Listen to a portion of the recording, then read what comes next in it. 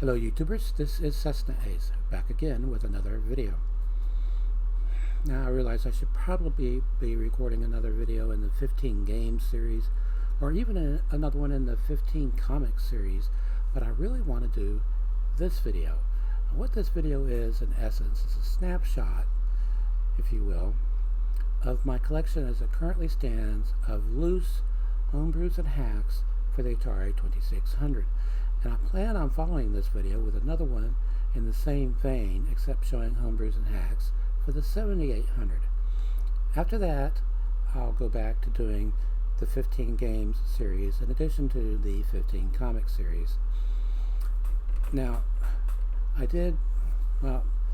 supporters at Patreon/cessnaace know full well I post a lot of articles there. One of the articles that I posted was a complete list of every homebrew, hack, prototype reproduction, and custom reproduction that I own for the Atari systems that I collect for. The Atari 2600, the 5200, even though I don't have a 5200, the 7800, the Jaguar, and the Lynx. If I remember correctly, I came up with 92 games on that list. Now, if you'll remember back to a poll I did, you'll have to go back a few polls to find it. I did poll my viewers on what should be my next retro game console purchase. And by a wide margin, the winner was the Atari XE-GS, otherwise known as the XEGS or XE game system. In any event, I have been going to eBay and checking out prices for an XE-GS, and I currently can't afford one. However, if just a third of my subscribers were to pledge $1 a month at Patreon/cessnaace, I could get an XE-GS pretty quickly. But if you can't afford to do that, then you can't afford to do it. Alright. These games are in alphabetical order, kind of. Each stack, the games are in alphabetical order, but they don't flow that way from stack to stack to stack to stack to stack. So I'll be bouncing around from stack to stack to stack, if that makes any sense. Now, these games came from Good Deal Games, Atari Age, and Pack-Rat Video Games. This first one, in fact, came from Good Deal Games. It was a homebrew that, according even to Good Deal Games' site, this is like a poor man's Gorf. But if you like Gorf, you might like this game. The Second Dimension. So yes, it is a shooter, and while I like it, I've hit a wall, as I believe I've mentioned in a previous video, a wall that I can't get past, but I hope to get past it someday. The Second Dimension. Okay, that list that I mentioned, that I posted at Patreon/cessnaace, 92 homebrews, hacks, and all that I have. I counted each game separately, including those that are on multi-carts. Although there's one that I'll get to eventually that has 2 games on it, and I only counted it as one game by mistake. But that's how I came up with the 92 games. And this is one I got at Atari Age, still available, called 2005 Minigame Multi-Cart. 7 games, I believe, and at least 2 of them are shmups. Because I remember submitting requests for them to be added to the database iScore.com, and they were. And I think I did submit scores for them. Now, unless otherwise stated, the games that I show you will be from Atari Age. I'll mention the other companies as I get to their games. Atari Age owns the rights to reproduce homebrews that were originally released by Evavision. All of their Evavision releases have uniform designed labels. Now, this was Evavision's first game, and as I believe I mentioned in a previous video, I don't much care for this game, but my main complaint is that there is no scoring component. If there were a scoring component to this game, I would probably like it more. I would certainly put more time into playing it. But maybe you don't require a scoring component. Maybe you would like it more than I do. Alfred Challenge.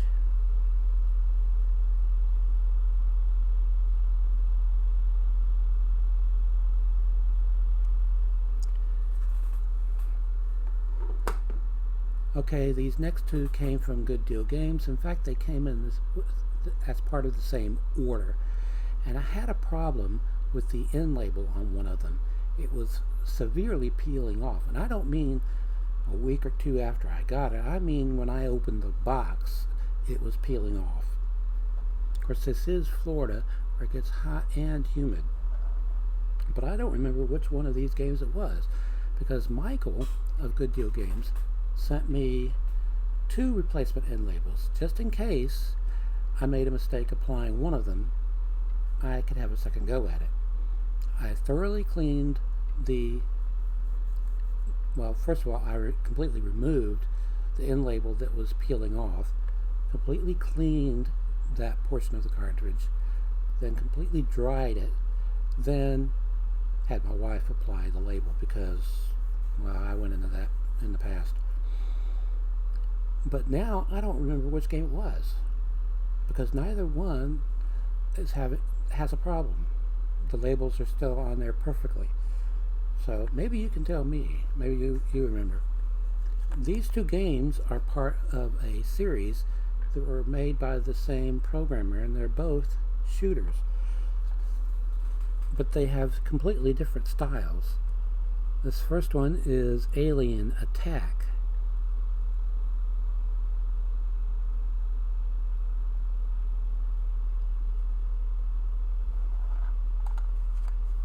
It was followed by Alien Revenge.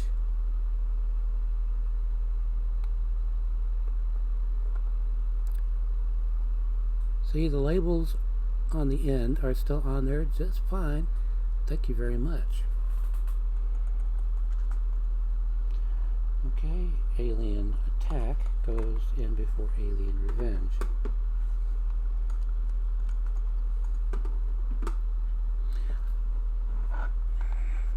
Okay, this next one is not a custom reproduction, a prototype reproduction. 20th Century Fox, this game was completed there, and they did plan on releasing it. However, there are 2 possible explanations why they didn't release it. One is that they were not pleased with the programmer and his insistence in what he did. And what he did was, he programmed the game so that regardless of which game variation you played, and I believe there are 9 of them, but at least 8, if you have the left difficulty switch in the B position, which for most players is the default position, and A is for expert, put it in the B position. Well, with this game, that makes you invincible. Impossible to die. Fox, from everything I've read, did not like that. But also, this game was scheduled to be released in 1983, the year of the North American video game crash. And I say it that way because the video game industry only crashed in the US or in North America. It did not crash anywhere else in the world. They kept on gaming. So, I don't know why it completely crashed here, but it came back. Well, actually, I didn't stop gaming back then. I was just Well, I remember buying game cartridges at discount prices. Anyway, this does not have your typical 20th Century Fox label on it. I wish I knew who designed the label that was used for this reproduction, but it was somebody at Atari age. Alligator people.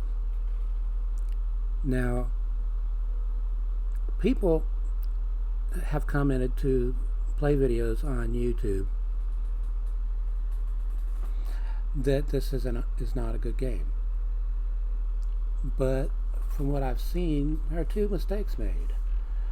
Primary one being they play with the left difficulty switch in the B position, which what's the point? Which I think was Fox's beef with it.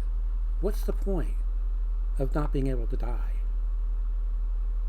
Now, if you have it in the A position, you can die, and it's a fun game, I think. I don't play all 9 variations, but the ones I do play, I do like to play.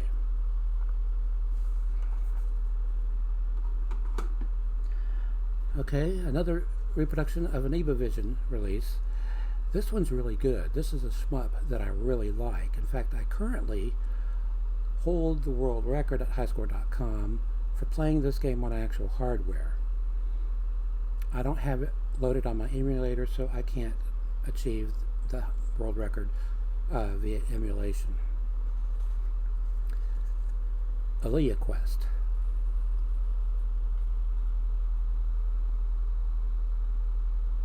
Now there are about 7 or so different types of formations.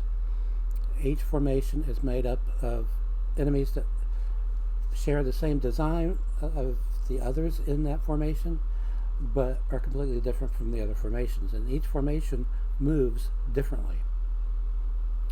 So you have to learn, well, okay, it's the eyeballs, so I have my own names for these enemies. There's like the Klingon warbird, or the Klingon battlecruiser, actually. It's what one looks like. And the flying carpet is one, and the eyeball and so forth. These are my own names for them, not the game's names. But anyway, I really like this game.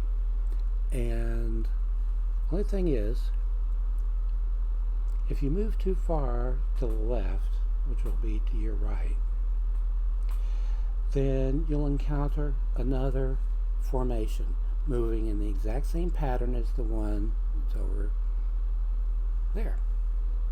If you move too far to the right, you'll see the same formation being mirrored over there. Well, if you stay in the middle, eventually those other columns start getting closer and closer to you. So then it becomes a matter of being able to thread the needle, so to speak, between the columns. Now, some of them, like, I call them the lanterns, because it looks like they're shooting out a light from a lantern, and it goes way out. So if you've got one on one side and one on the other, I don't know, I can't get past a certain point. As I said, I do have the world record on this game. Periodically, I do beat my world record, getting a new one, but I haven't done that in some time. Aliyah Quest. Highly recommend that game. Okay, I'm not too good at this one. A Star.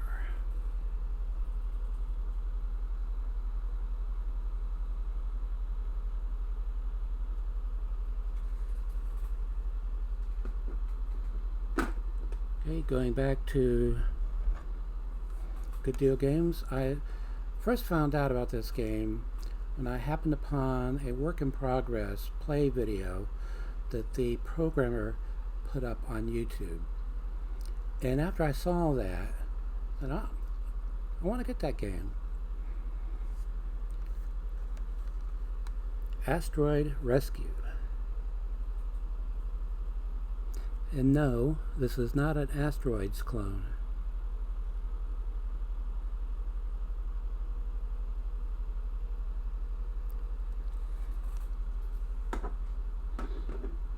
Okay, moving back to Atari age.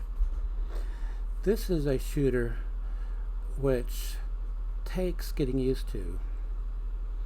You control a cannon that shoots up and a cannon that shoots down, and they mirror each other. And the idea is to shoot what's going on in the middle without shooting your other cannon. It's called Backfire.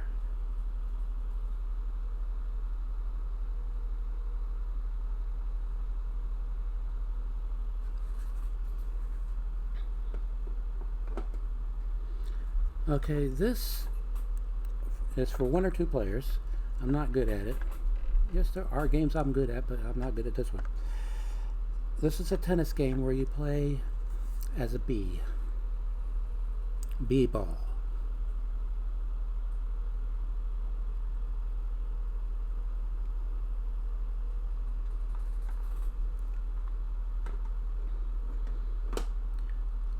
Okay, this game was released for the 2600 back in the day. It is a port of, well, the game is a port of an arcade game that was released by Stern called Berserk. But the technology being what it was back then, you couldn't, or they couldn't, replicate the voice samples. They couldn't use the voice samples of the robots. This version does, and without the use of the Atari Vox, which is normally how they are able to do that. So this is Berserk VE, or voice enhanced. Come back and fight like a robot.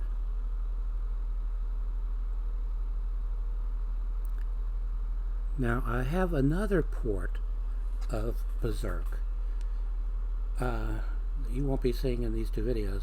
It's for the 7800, except it's not, the box and the main release isn't for Berserk. It's for Berserk's follow-up, Frenzy, also by Stern. On the same cartridge, there is a brand new port for the 7800 of Berserk, and it has the same robot voice samples as this does.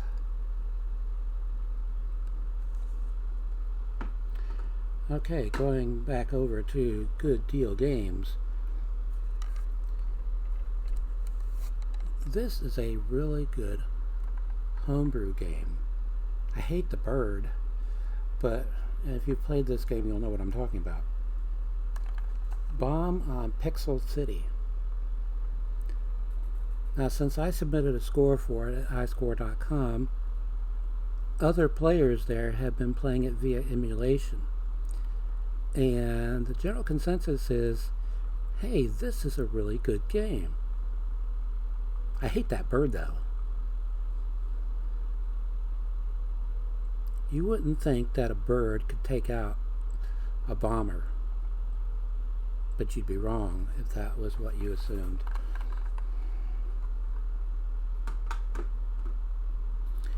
Okay, there are a lot of tech demos for the 2600. I only own one because there are so many games out there that I want that I figured, well, one tech demo is enough.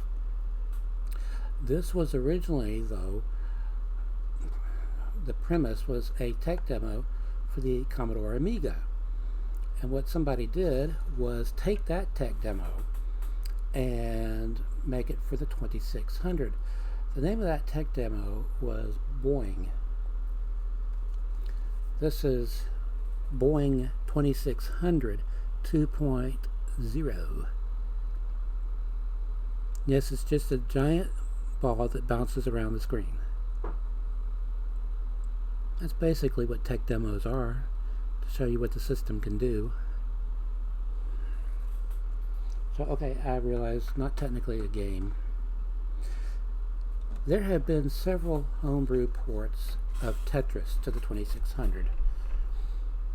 This is the best one I've ever played. Now, I know some people swear by Tetris, but I've never played that. I have played this, though, and this is really good. I guess you would pronounce that Chettery. Now there are 4 sound options. One is to have no sound, but then there are 3 different music tracks that you can listen to as you play. And in addition to that, there is a high score leaderboard for every game variation of Tetris that's on here, and there are several. This uses a flash memory, internal flash memory. So you don't need an external device like an Atari Vox or a save cartridge to save your score. It's automatically saved to the cartridge, like the cartridges that Atari used for the Jaguar had internal flash memory, so you could save the scores directly to the cartridges. Well, this is the same way.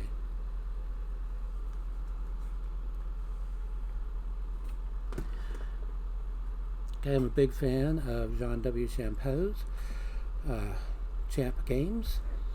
His first game for the 2600 was a port of a game that originally came out for the Atari 8-bit line of computers. It was designed, I believe, by a guy who was still in high school. In any event, Atari paid him for the game, and they subsequently released it on floppy disk originally, I think, for the Atari 8-bit computers, as part of the Atari Program Exchange program. But it was subsequently re-released on cartridge. That was called Caverns of Mars. This is a wonderful port of that. Just has a different name. Conquest of Mars.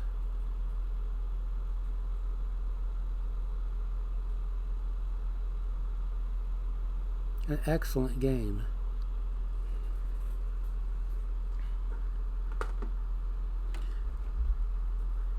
Okay. This is one I haven't gotten the hang of yet, but I haven't owned this for too long. Elevators Amiss.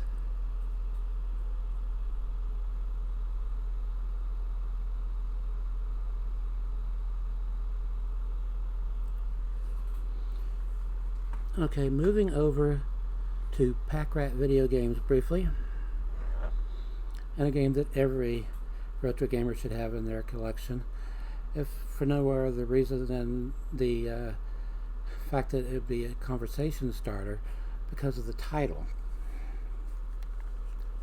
Explosive Diarrhea.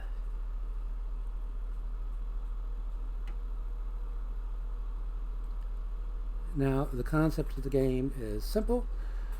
You and a bunch of rednecks are over on this side, and the outhouse is over on this side, and there's a minefield in the middle, but the mines are invisible. They keep the same pattern until you reach the outhouse, and then the pattern resets. It's timed, so the object is how many rednecks can you get over to the outhouse before the time expires.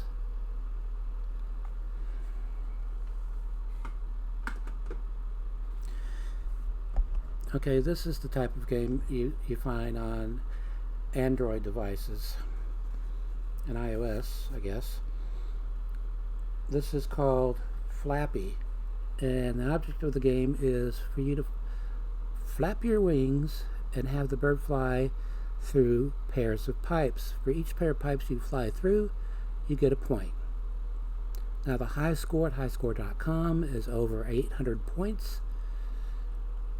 I can't do that.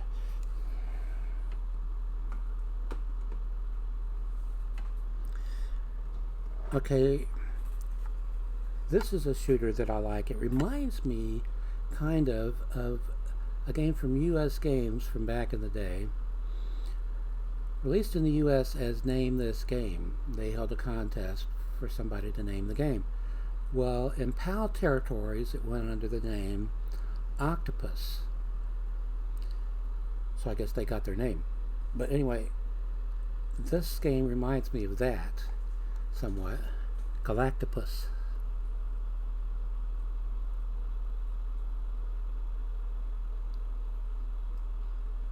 But it's just different enough to be different. Okay. This is a homebrew conversion of an Intellivision game called Shark, called Go Fish. And the object is to eat fish that are smaller than you. If you get touched by a fish bigger than you, it's the instant death and you only have one life. And then once you get to a certain level, the sharks begin to appear. And those sharks are fast. If you wind up in the same lane as the shark, he's coming for you. I really like this game. And I don't recall ever having Shark for the Intellivision. So eventually, if I do get another Intellivision, I'll want a copy of Shark. Because I have seen play footage of it. And it looks like an awesome game. Go Fish certainly is.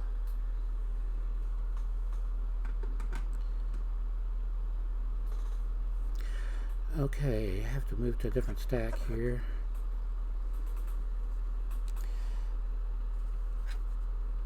This is, I believe, a port of an arcade game. Juno First.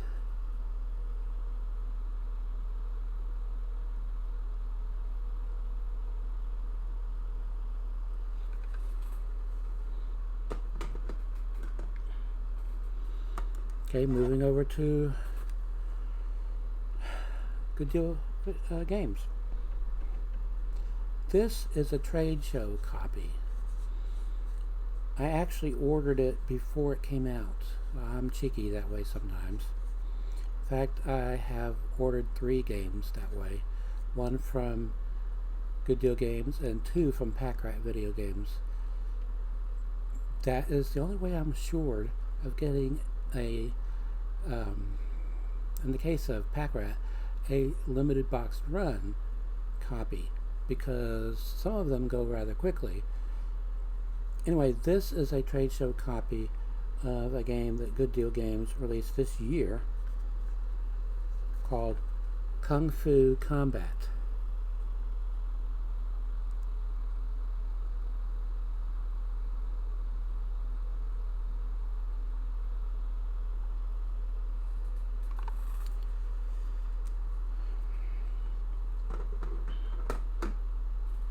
Okay, from Atari Age. This is a game that I'm not good at. But anyway, I guess I'm just not mental enough. Mental Combat.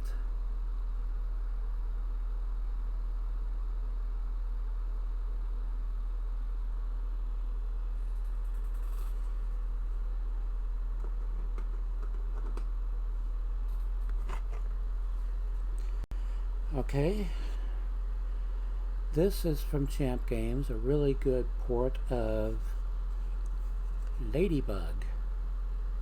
And I had some news to post recently at cessnaace, well, Patreon/cessnaace, about this game and something that is about to be offered at Atari Age.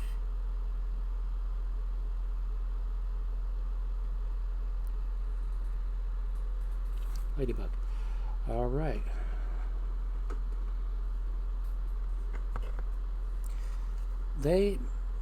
Atari Age, also publish games from, I don't know how you would say this company, its name, it's spelled X-Y-P-I, so would it be Xype, or would you pronounce the X like in xylophone or xenophobe? Would it be Zype? Anyway, this is a really good shmup, and one of the oldest homebrew games for the 2600. Oystron. This is still available at Atari Age, and this is an awesome game. I have to warn you though, if you suffer from seizures, this game has Well, the Oistron levels can induce seizures. A lot of flashing going on, so being forewarned is being forearmed. Okay. It mentions it on the manual front, but not on the label. This release of Phantom 2 has a second game on the cartridge called Pirate. They're both on the menu. Supposedly, there's a third game hidden somewhere in here. I just haven't found it. But in that list that I posted on Patreon, I believe I forgot to mention Pirate and only listed Phantom 2. Okay, this is a multi-cart that has been discontinued. In fact, I believe Atari Age was forced into ceasing to sell it.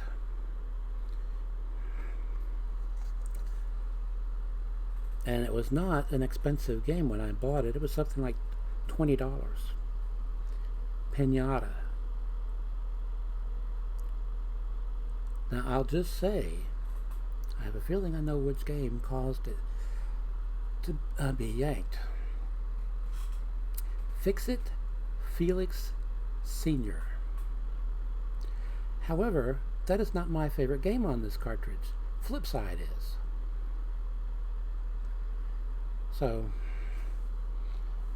I don't think that the Flipside is available on any other multi-cart. I might be mistaken, but it's a shame if that's the case, because I really like that game, and you can't get it because you can't get this cartridge, I guess, unless the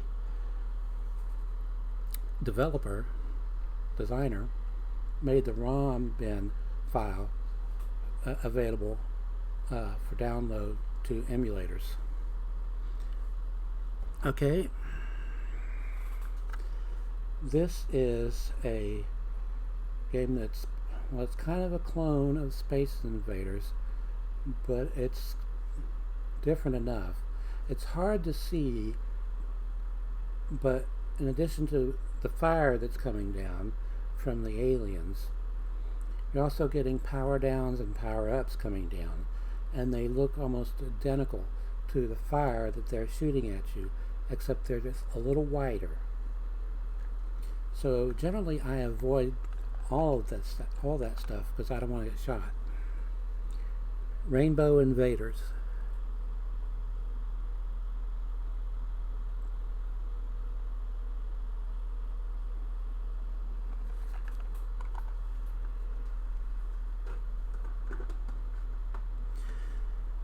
Okay, another homebrew port from Champ Games, John W. Shampoo. This is of the game Scramble.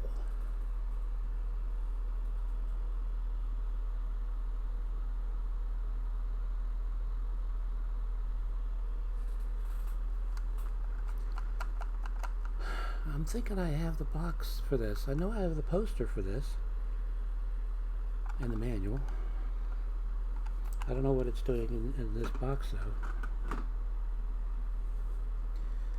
Okay, this is another homebrew clone of Space Invaders, except it's better.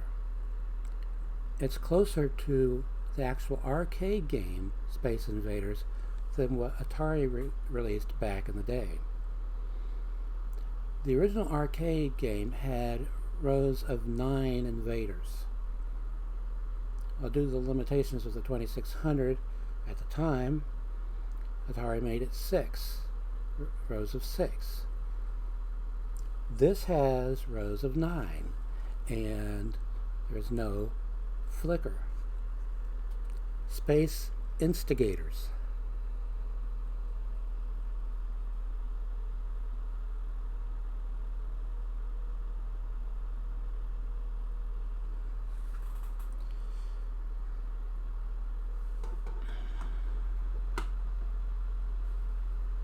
Okay, I'm going to show these two out of order, and there's a reason for that.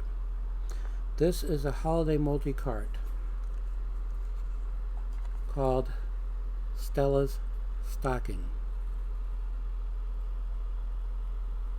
which I believe this is still available at Atari Age. Now, a lot of you are familiar with Daryl Spice Jr. and his, I believe it's Jr. Anyway, his port of Bosconian, Draconian. Well, he did one of the games on this cartridge, Stay Frosty. The reason I did it out of order, because I also have Stay Frosty 2. This is a numbered edition, number 158 to be precise.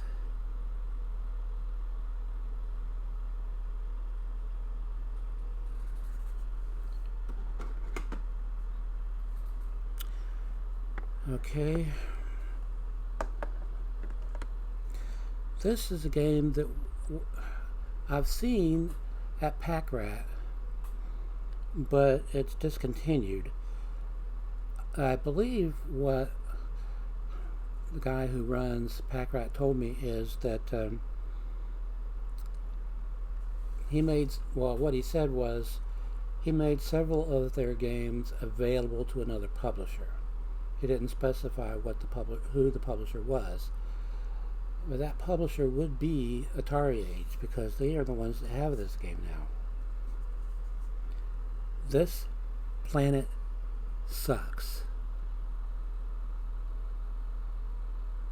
The difference being on the label that Pack Rat had, there was no exclamation mark. But I think the exclamation mark actually adds something, makes it suck more.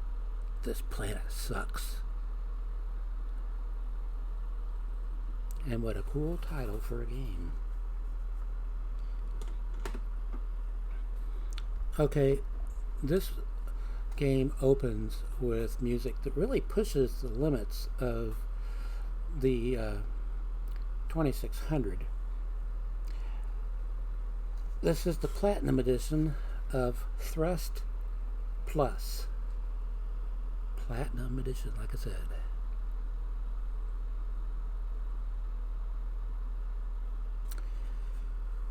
Okay, now I'm down to one, remains of one stack.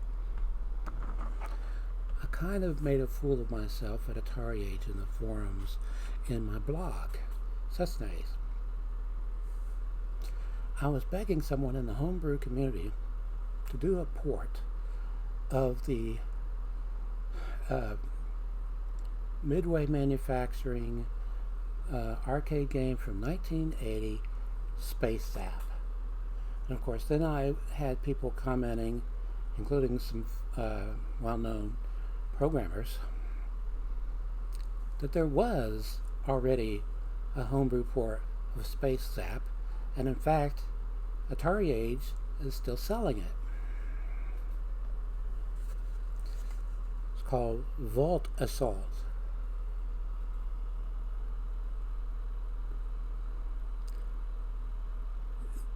There are only two things missing from this port: awesome sounds, and in Space Zap, the play is periodically broken up with an orbiting satellite that you have to take out. That gives you some breathing time. Vault Assault doesn't have that orbiting satellite, so there's no breathing time. So it's just constant action. But if you like Space Zap, and you have a way to play Atari 2600 games, give Vault Assault a try.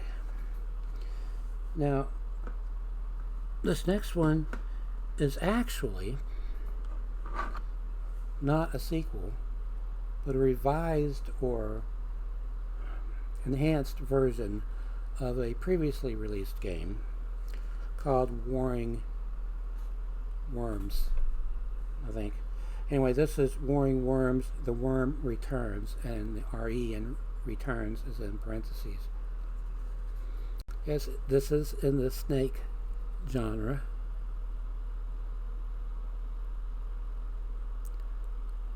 A genre that I've been getting more and more into ever since I picked up the SpectraVision or Spectra video release for the 2600 of Tapeworm. Now this last one is a homebrew port of, I believe, an Intellivision game. I don't remember which one. A shooter. But they had to go weird on the name. You know, where they combine letters with numbers. I'm dyslexic, so that always throws me off. Use with joystick or paddle controllers.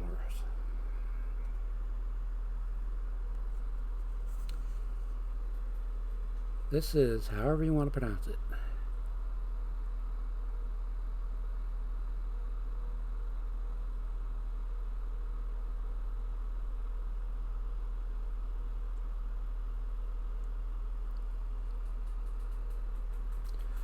Okay, finally, I am done with this video.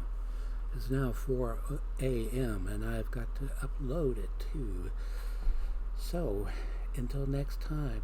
Oh, in case I forgot to shout out anybody who is a Patreon supporter, I'll shout out to Bamser and Corporal Van, who used to be Corporal Coleco, I believe. Anyway, until next time, stay awesome.